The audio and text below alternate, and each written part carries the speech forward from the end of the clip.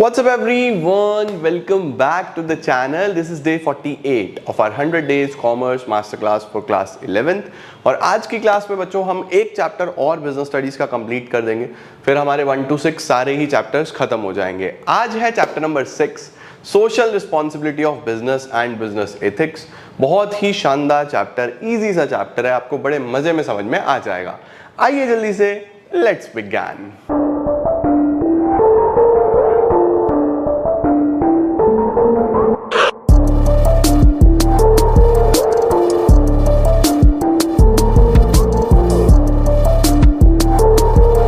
Start करते हैं बच्चों। सबसे पहले आता है कि ये सोशल रिस्पॉन्सिबिलिटी का सर मतलब क्या होता है। देखो, जब भी आप सोशल वर्ड पढ़ोगे ना, सोशल का मतलब टुवर्ड्स द सोसाइटी, कहीं ना कहीं सोसाइटी की बात हो रही है, समाज की बात हो रही है, हमारे आसपास की बात हो रही है। तो जब हम बिजनेस के पॉइंट ऑफ व्यू से सोशल रिस्पॉन्सिबिलिटी को पढ़ते हैं, इसका मतलब है कि एक बिजनेस बच्चों जब भी चलता है तो उसको सारे रिसोर्सेज ना सोसाइटी से मिलते हैं, आसपास से मिलते हैं। भाई रॉ मटेरियल कहाँ से आ रहा है? नेचर से आ रहा है। कस्टमर कहाँ से आ रहे हैं? सोसाइटी से आ रहे हैं। आप मार्केटिंग कहाँ पे कर पा रहे हो? सोसाइटी में कर पा रहे हो। तो हर बिजनेस की कहीं ना कहीं कुछ सामाजिक जिम्मेदारियां होती हैं, रिस्पॉन्सिबिलिटीज होती हैं। जैसे जिस सोसाइटी से सब कमा रहे हो, उस सोसाइटी के साथ धोखाधड़ी मत करो। जो प्रोडक्ट बता रहे हो वही प्रोडक्ट बेचो, अच्छे प्राइजेस पे बेचो, फेयर प्राइजेस पे, सोसाइटी में एम्प्लॉयमेंट अपॉर्चुनिटीज जनरेट करो।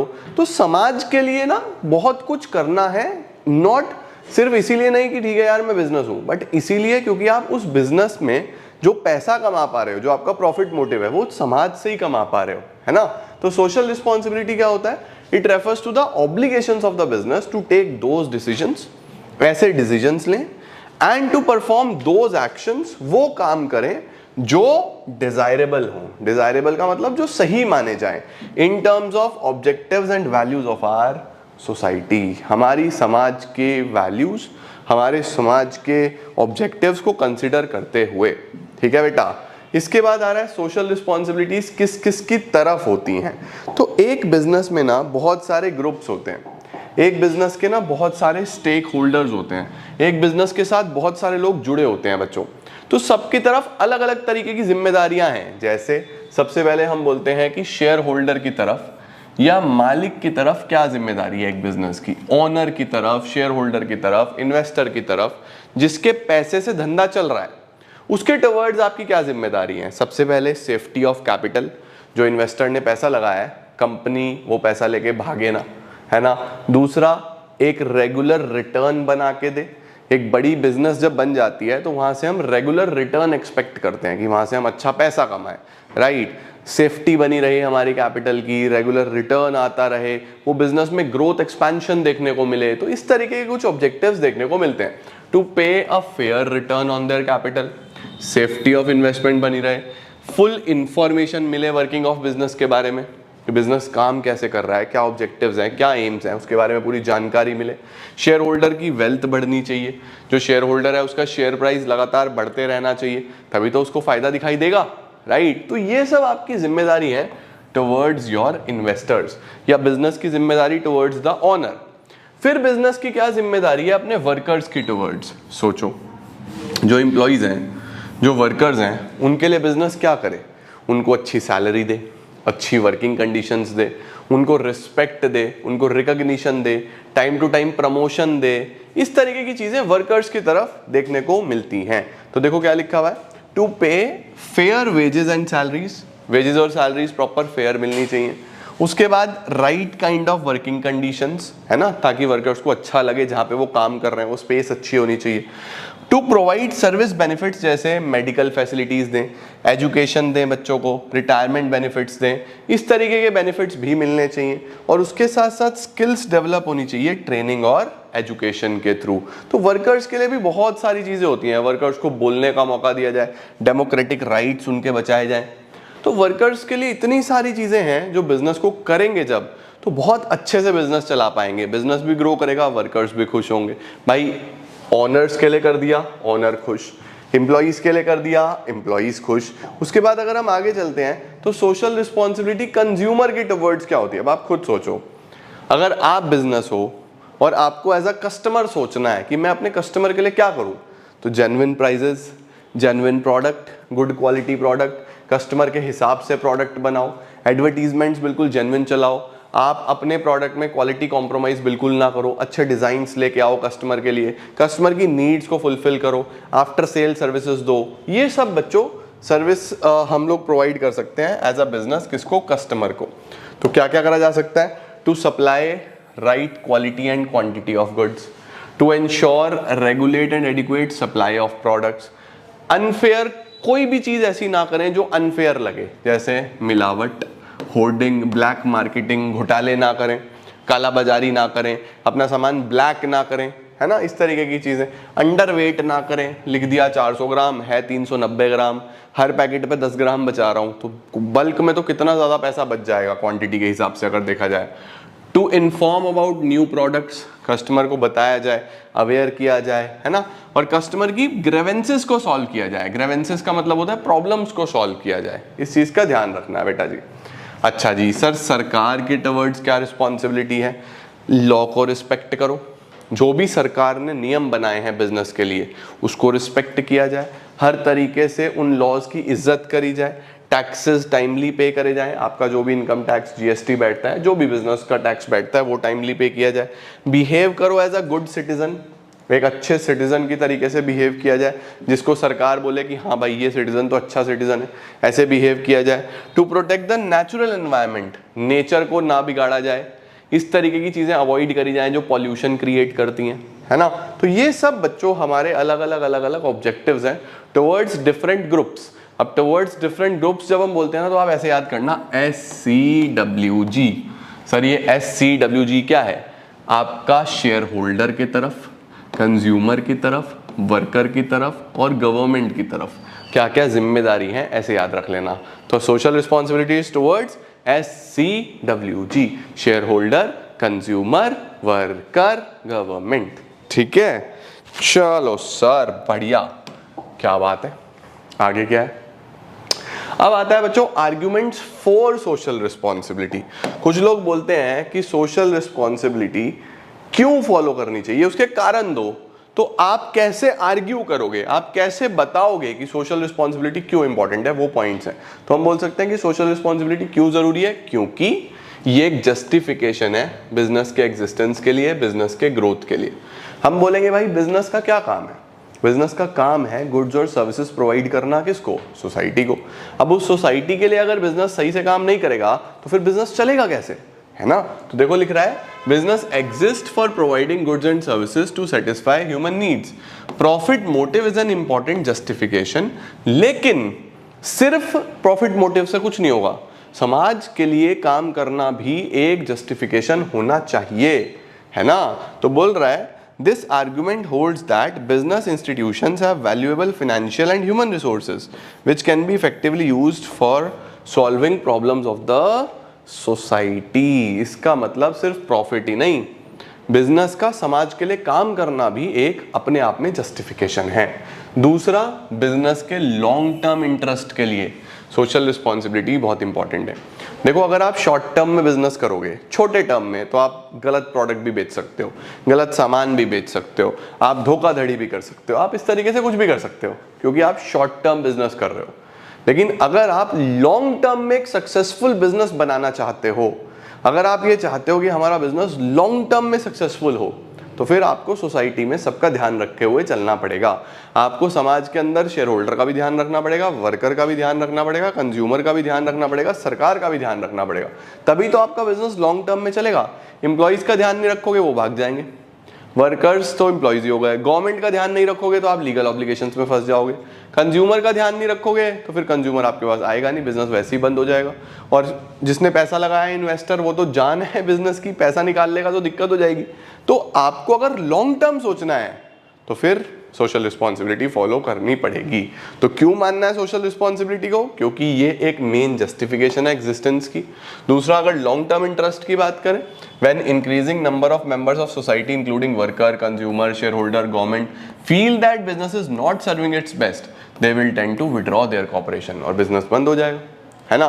तीसरा बच्चों, जब आप सोशल रिस्पॉन्सिबिलिटी को फॉलो करते हो तो आप एक रिस्पॉन्सिबल बिजनेस के तरीके से बिहेव करते हो, तो एक बेटर एनवायरनमेंट मिलता है आपको धंधा करने के लिए। If business is to operate in a society which is full of diverse and complicated problems, तो फिर सक्सेस होना बहुत मुश्किल है, सक्सेसफुल होना बहुत मुश्किल है बिजनेस का। तो हमको क्या देखना है, हमको ये देखना है कि बिजनेस को एक better environment for doing business तभी मिलेगा जब वो समाज के हित का ध्यान रखते हुए काम करेगा। ठीक है। चौथा, गवर्नमेंट रेगुलेशंस को अगर आपको अवॉइड करना है, businessman can avoid the problem of regulations by voluntarily assuming social responsibilities. मैंने आपको बताया ना कि अगर आप गवर्नमेंट रेगुलेशंस को नहीं मानोगे तो आप लीगल ऑब्लिगेशंस में फंस जाओगे, पेनल्टीज हैं, प्रोसीजर्स हैं, उनके अंदर उलझ जाओगे। लेकिन अगर आप पहले से ही सोशल रिस्पॉन्सिबिलिटी फुलफिल करके चल रहे हो, आपको टेंशन ही नहीं है, कोई चक्कर ही नहीं है, आप आराम से अवॉइड कर पाओगे किसी भी तरीके की अननेसेसरी प्रॉब्लम को। पांचवा, holding business responsible for social problems, यानी कि बहुत सारी ऐसी सोशल प्रॉब्लम्स होती हैं जैसे एनवायरमेंटल पॉल्यूशन, अच्छा वर्क प्लेस ना होना, करप्शन होना पब्लिक इंस्टीट्यूशंस में, डिस्क्रिमिनेशन होना, डिस्क्रिमिनेशन मतलब भेदभाव होना एम्प्लॉयमेंट में, ये सब सोशल प्रॉब्लम्स हैं। इन प्रॉब्लम्स को कौन सा बिजनेस सॉल्व करेगा? जो सोशली रिस्पॉन्सिबल बिजनेस है, जो समाज में हर ग्रुप के लिए सोचता है, शेयर होल्डर के लिए भी, कंज्यूमर के लिए भी, वर्कर के लिए भी, सरकार के लिए भी। अब देखो, जो सोशली रिस्पॉन्सिबल बिजनेस होगा वहां पे एनवायरमेंटल का भी ध्यान रखा जाएगा कि पॉल्यूशन ना हो, उसके साथ वर्क प्लेस का भी ध्यान रखा जाएगा कि हमारे वर्कर्स को बेटर वर्किंग कंडीशंस मिले, करप्शन ना हो पब्लिक इंस्टीट्यूशंस में, डिस्क्रिमिनेशन ना हो। तो ये सारी चीजों का ध्यान रखा जाता है जब एक बिजनेस सोशली रिस्पॉन्सिबल बिजनेस होता है। ठीक है, इसीलिए सोशल रिस्पॉन्सिबिलिटी इंपॉर्टेंट है। इसको आप इंपॉर्टेंस में भी लिख सकते हो। परफेक्ट हो गया बेटा। तो हमने मीनिंग देख लिया, आर्ग्यूमेंट्स देख लिए, इसके साथ साथ हमने देख लिया कि किस किस के टुवर्ड सोशल रिस्पॉन्सिबिलिटी होती है ना। अब बताओ जी, बिजनेस का क्या रोल है एज अ एनवायरमेंटल प्रोटेक्टर। अगर हम एनवायरमेंट प्रोटेक्शन की बात करें बच्चों, तो बिजनेस एनवायरनमेंट से बहुत सारी चीज़ें यूज़ करता है, सारे रिसोर्सेज, चाहे वो ह्यूमन रिसोर्स हो, चाहे वो फिजिकल रिसोर्स हो। तो क्या हमारी जिम्मेदारी नहीं है कि हम उसी एनवायरनमेंट को बचा के रखें? एक तरफ तो आप गाना गाते हो कि हाँ भाई हाँ, हम एनवायरनमेंट को बचाएंगे, वहीं दुनिया भर का पॉल्यूशन करते हो, दुनिया भर के केमिकल्स पानी में डाल देते हो, तो गड़बड़ है ना। तो बिजनेस को जिम्मेदारी उठानी पड़ेगी, फ्रंट रोल निभाना पड़ेगा in protecting environment from pollution. तो देखो क्या लिखा हुआ है, business should take the lead, आगे आना है, in providing their own solution to environmental problems। अब कैसे कैसे क्या क्या करना पड़ेगा, इसके लिए कुछ छोटे छोटे से पॉइंटर्स बताए गए हैं। क्या पॉइंट बताए गए हैं? सबसे पहले एक कमिटमेंट आए by the top management. Sir top management मतलब जो सबसे ऊपर बैठे हुए हैं, CEO, CFO, board of director, CMO, president, vice president, मालिक लोग बिजनेस के, वो कमिट करें पहले तो कि हम अपना बिजनेस इस तरीके से करेंगे, हम इस तरीके के सिस्टम्स बनाएंगे जहां पे एनवायरनमेंट का पूरा ध्यान रखा जाएगा। हम पॉल्यूशन का ध्यान रखेंगे, हम वेस्ट मैनेजमेंट का ध्यान रखेंगे, हम ये ध्यान रखेंगे कि हम हर तरीके से समाज के लिए कंट्रीब्यूट करें। तो ये सारी चीज़ें हो जाती हैं बच्चों जो बहुत इंपॉर्टेंट हो जाती हैं एनवायरमेंटल प्रोटेक्शन के लिए। बट सबसे पहले तो टॉप मैनेजमेंट करे ना, जो सबसे ऊपर लोग बैठे हैं। तो सबसे पहले किसका कमिटमेंट चाहिए? टॉप मैनेजमेंट का, ताकि वो क्रिएट करें, मेंटेन करें, डेवलप करें पूरा कल्चर एनवायरमेंट प्रोटेक्शन का। दूसरा बेटा, ये मेक श्योर करना है कि ये जो कमिटमेंट है अब ये पूरी एंटरप्राइज तक शेयर हो। सिर्फ ऐसा नहीं कि टॉप मैनेजमेंट ने बोल दिया बस ठीक है ना, अब ये कमिटमेंट पूरी एंटरप्राइज, पूरी ऑर्गेनाइजेशन में बंटना चाहिए, तब मजा आएगा, है ना। तीसरा क्या लिखा हुआ है? क्लियर कट पॉलिसीज बनाओ, प्रोग्राम बनाओ इस तरीके के कि जब हम रॉ मटेरियल यूज करेंगे गुड क्वालिटी यूज करेंगे, जब हम टेक्नोलॉजी यूज करेंगे सुपीरियर टेक्नोलॉजी यूज करेंगे, जो वेस्ट होगा उसको प्रॉपर्ली डिस्पोज करेंगे, ट्रीट करेंगे, और जितने भी हमारे एम्प्लॉई हैं उनको इस तरीके से डेवलप करेंगे, ऐसी ट्रेनिंग करेंगे कि हम पॉल्यूशन को कंट्रोल कर पाए। तो पहले तो टॉप मैनेजमेंट कमिट करें, फिर सारे लेवल्स कमिट करें, चाहे वो मिडिल लेवल हो चाहे वो लोअर लेवल हो, पूरी ऑर्गेनाइजेशन में ऐसा कल्चर बनाना है। और फिर हम ऐसे सिस्टम्स बनाएं, हम अपने एम्प्लॉय की ट्रेनिंग ऐसी करें, हम वेस्ट का डिस्पोजल प्रॉपर रखें, गुड क्वालिटी रॉ मटेरियल खरीदें, सुपीरियर टेक्नोलॉजी यूज करें, तो अपने आप यार अच्छा चलेगा ना, और एनवायरनमेंट को भी प्रोटेक्शन मिलेगा। उसके बाद क्या है? सारे लॉज और रेगुलेशंस को फॉलो करें जो सरकार ने बनाई हुई है पॉल्यूशन के लिए। गवर्नमेंट प्रोग्राम्स में पार्टिसिपेट करें। सर कैसे गवर्नमेंट प्रोग्राम्स? जैसे रिवर्स की सफाई करना, पेड़ लगाना, डिफॉरेस्टेशन ना होने देना, डिफॉरेस्टेशन मतलब पेड़ ना काटना, है ना। अब देखो भाई, पेड़ हमारे लिए बहुत इंपॉर्टेंट रिसोर्स हैं, उनकी अगर अननेसेसरी कटिंग होगी या ओवर कटिंग भी होगी तो हमें बहुत नुकसान होने वाला है, तो ये नहीं होना चाहिए, है ना। पीरियोडिक असेसमेंट करें, पीरियोडिक असेसमेंट मतलब चेक करें टाइम टू टाइम कि क्या हम जो पॉल्यूशन कंट्रोल प्रोग्राम्स हैं उनको अच्छे से इंप्लीमेंट कर रहे हैं या नहीं कर रहे हैं, उनका हम बेनिफिट ले रहे हैं या नहीं ले रहे हैं, राइट। उसके साथ साथ अवेयरनेस के लिए एजुकेशनल वर्कशॉप्स लगाना, ट्रेनिंग लगाना, ताकि आप टाइम टू टाइम अपने एम्प्लॉयज़ की, अपने वर्कर्स की, सोसाइटी की अवेयरनेस कर सको रिगार्डिंग एनवायरमेंटल प्रोटेक्शन। तो ये सब बच्चों कुछ स्टेप्स हैं जो कौन ले सकता है, बिजनेस ले सकता है एनवायरमेंट को प्रोटेक्ट करने के लिए। ठीक है जी, डन सर, बढ़िया। सर एथिक्स क्या होता है? एथिक्स बच्चों, एथिक्स ना जो शब्द है ये एक मॉरल ड्यूटी है एक तरीके का, ये एक मॉरल साइंस हम सब्जेक्ट पढ़ते हैं ना छोटी क्लासेस में, जिसमें एक इंसान को एक अच्छा इंसान कैसे बनना है वो पढ़ाया जाता है ना। तो वहीं से ये शब्द आया है ethics.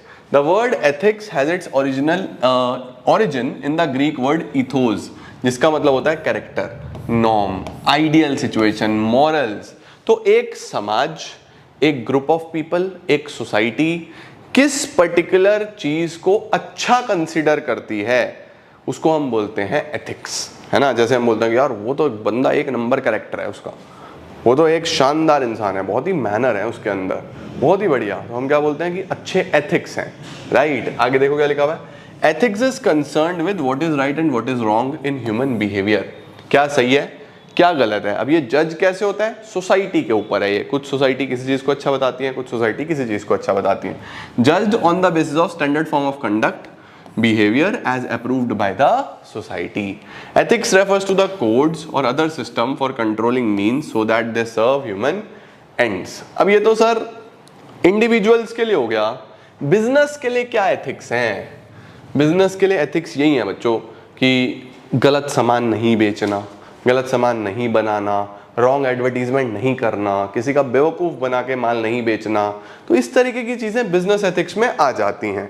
Business ethics refers to socially determined moral principles which should govern business activities, जैसे फेयर प्राइस चार्ज करना, फेयर वेट्स रखना, आपका प्रोडक्ट ये नहीं है कि अंडर वेट है ना, फेयर ट्रीटमेंट देना वर्कर्स को, रीजनेबल प्रॉफिट कमाना। तो ये सारी चीज़ें बच्चों बिजनेस एथिक्स में आ जाती हैं। अब क्या क्या एलिमेंट्स होते हैं बिजनेस एथिक्स में? नंबर 1 फिर से टॉप मैनेजमेंट का कमिटमेंट। सबसे पहले तो टॉप मैनेजमेंट कमिट करे कि हम ये वैल्यूज डेवलप करेंगे अपनी ऑर्गेनाइजेशन में कि हम बिल्कुल फेयर बिजनेस करेंगे, ट्रांसपेरेंट बिजनेस करेंगे, धोखा फरेब हमारे से दूर दूर तक आसपास नहीं आएगा। तो ये काफ़ी सारी चीज़ें हमारे टॉप मैनेजमेंट के ऊपर डिसाइड करती है कि वो कैसा कल्चर बनाते हैं, राइट। दूसरा पब्लिकेशन ऑफ कोड। कोड क्या होता है बच्चों? कोड एक ऐसा डॉक्यूमेंट होता है जिसके अंदर रूल्स और रेगुलेशंस होते हैं। Document containing rules and regulations. तो हम ऐसे रूल्स और रेगुलेशंस बनाएंगे जिसके अंदर हम एक कल्चर सेट कर देंगे कि ये चीज़ हमारे ऑर्गेनाइजेशन में अलाउड है, ये चीज़ हमारे ऑर्गेनाइजेशन में अलाउड नहीं है। तो enterprises with effective ethics program do define the principles of conduct for the whole organisation. तो जिस स्टेटमेंट में वो सारी की सारी रूल्स रेगुलेशन लिखी जाती हैं उसको बोलते हैं कोड, है ना। अब इसमें क्या क्या लिखा जाता है? किस तरीके से ऑनेस्टी होनी चाहिए, है ना, कैसे प्रोडक्ट सेफ्टी क्वालिटी का ध्यान रखना है, हेल्थ और सेफ्टी का कैसे ध्यान रखना है, कैसे माल बेचना है, कैसे मार्केटिंग करनी है, ये सब बच्चों कोड में लिखा होता है। तो हर ऑर्गेनाइजेशन का कुछ ना कुछ कोड होता है, राइट। तो टॉप मैनेजमेंट कमिट करे, बिजनेस एथिक्स बनाए, फिर एक कोड बनाए, राइट। अब बताओ क्या सिर्फ कोड बना देना सफिशिएंट है कि रूल्स रेगुलेशंस बना दिए, फॉलो हो रहे हैं नहीं हो रहे कोई ध्यान नहीं दे रहा? ऐसा तो नहीं है ना। तो इस कोड को फॉलो भी करवाना है। तो तीसरा पॉइंट क्या आता है? Establishment of compliance mechanism. Compliance का मतलब होता है बेटा कि इसको कंप्लाई किया जाए, इसको फॉलो किया जाए। आप एक सिस्टम बनाओ जिसमें बोला जाए कि भैया इसको फॉलो करना है, फॉलो नहीं करोगे तो पनिशमेंट मिलेगी। रूल्स रेगुलेशंस को फॉलो करना है, डिसिप्लिन बनाना पड़ेगा। तो क्या लिखा हुआ है? In order to ensure that actual decisions and actions comply with firms ethical standards, suitable mechanism should be established, जैसे पेइंग अटेंशन टू वैल्यूज। दूसरा कॉर्पोरेट एथिक्स लेके आना ट्रेनिंग में, एम्प्लॉय की ट्रेनिंग इस तरीके से करना कि उसका डेवलपमेंट ही हो जाए प्रॉपर बढ़िया, राइट। ऑडिट करना परफॉर्मेंस को, ऑडिट का मतलब होता है चेक करना कि ठीक से हो रहा है या नहीं हो रहा है। जो चीज़ नहीं मान रहा कोई तो फिर पेनल्टीज, पनिशमेंट्स डिसाइड करना। अब यहाँ पे पनिशमेंट का मतलब ये नहीं होता कि मार पिटाई होगी, पनिशमेंट का मतलब यही होता है कि किसी को ध्यान से समझाना कि भाई ये चीज़ ऐसे करनी है, राइट। उसके बाद फिर हर लेवल के एम्प्लॉयज़ को इन्वॉल्व करना। ऐसा नहीं है कि सिर्फ टॉप लेवल लेके चल रहा है, चाहे मिडिल लेवल हो चाहे लोअर लेवल हो, सबके साथ ये चीज़ें डिस्कस करना कि बिजनेस में what is right and what is wrong. हम एक सोशली रिस्पॉन्सिबल मैनर में एक्ट करेंगे, उसी तरीके से बिजनेस के एथिक्स चलेंगे, ठीक है। और उसके बाद रिजल्ट्स मेजर करना कि ठीक से काम हो भी रहा है या नहीं हो रहा है। जितने हम प्रोग्राम्स बना रहे हैं ये सब प्रोग्राम्स को फॉलो भी कर रहे हैं या नहीं कर रहे हैं। This was all about business ethics बच्चों जी, और हमारा चैप्टर हो जाता है समाप्त। छोटा सा है, 2 टॉपिक है मात्र, सोशल रिस्पॉन्सिबिलिटी और बिजनेस एथिक्स। कंप्लीट कर लो। इसके बाद मैं आपको कराता हूँ चैप्टर नंबर 7 जो कि है formation of a company. Chapter 2 के साथ ही जुड़ा हुआ है वो, तो उसको कंप्लीट करके फिर आपका पोर्शन हो जाएगा समाप्त, ठीक है। आज के लिए इतना ही। Thank you so very much everyone. I am gonna see you all super soon. Till then see ya, take care, bye bye, keep growing, keep glowing and keep smiling.